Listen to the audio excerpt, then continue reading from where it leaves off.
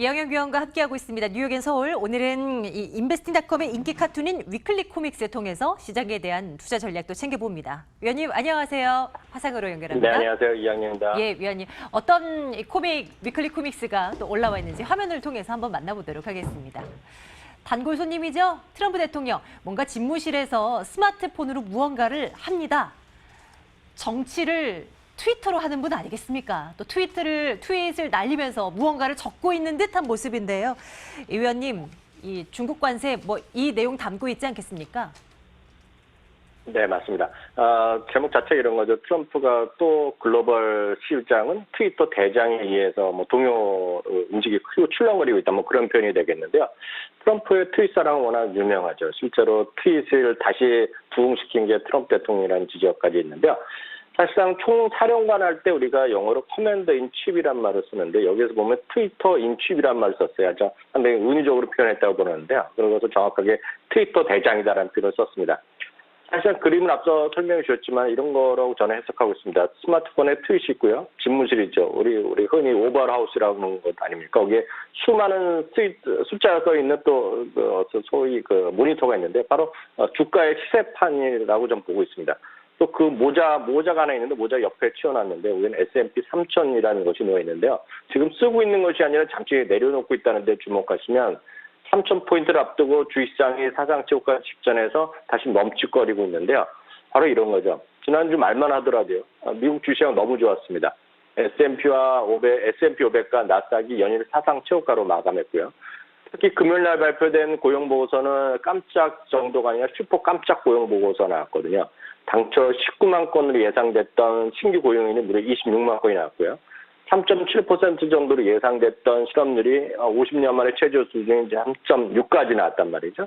그리고 그 전에 일주일 전에 또 무슨 일이 있었냐면 미국의 GDP가 예상을 넘는 3.2% 성장률 하면서 바로 이 부분 어제도 한번 말씀드렸다시피 전 세계 선진국에서는 가장 높은 GDP를 기록했는데요.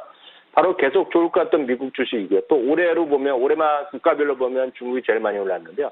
중국도 괜찮았는데 갑자기 트럼프 대통령의 트윗 한 줄로 인해서 주식시장이 다시 이번 주 들어서 다시 출렁거리고 있습니다.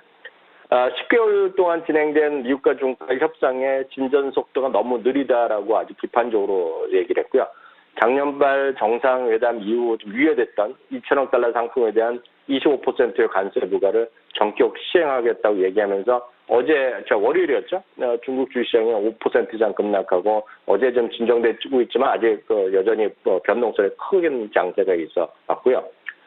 미국 시장으로 월요일 날은 힘들게 버티던 미국 시장이 오늘 새벽이죠. 한국 시간은 오늘 새벽, 미국 시간을 보면 화요일이 되겠는데요.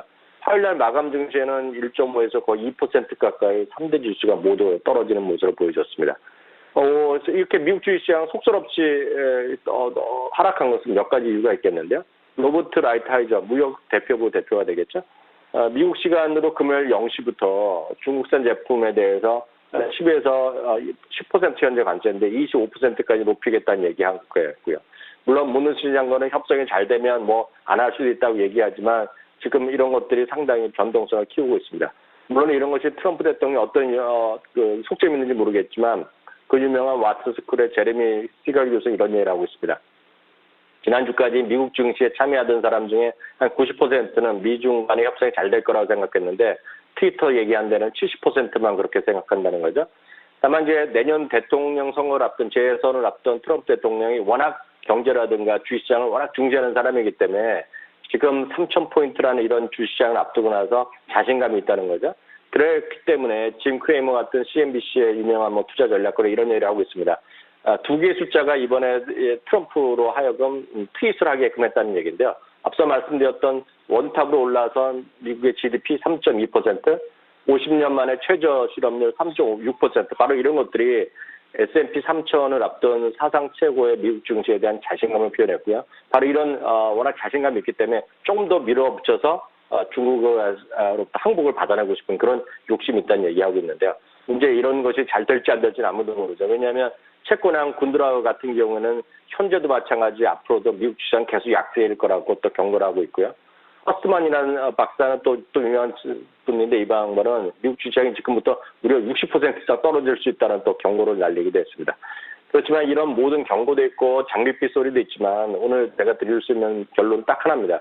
주식시장 결론은 결국은 본래 가치를 찾아가는 거고요. 그 본래 가치를 결정지는 요인은 딱 하나, 실적이라는 것입니다. 어느 나라건 어느 섹터건 어느 기업이건 간에 실적이 개선되는 쪽에 주식을 투자하는 것이 제가 드릴 수 있는 말씀일 것 같고요. 그런 주식을 장기적으로 보유한다 그러면 여러분 큰 걱정하실 필요 없다. 이런 변동성도 결국 지나갈 것이다. 이렇게 말씀드리고 싶네요. 국내든 미국이든 그렇게 기업 실적이 꾸준히 잘 나올 수 있을 만한 한두 개 정도는 꼭 꼽아놔야 되겠다는 생각을 함께 해봅니다. MTN 이항영 전문위원과 함께했고요. 위원님 내일 뵐게요. 고맙습니다. 네, 감사합니다.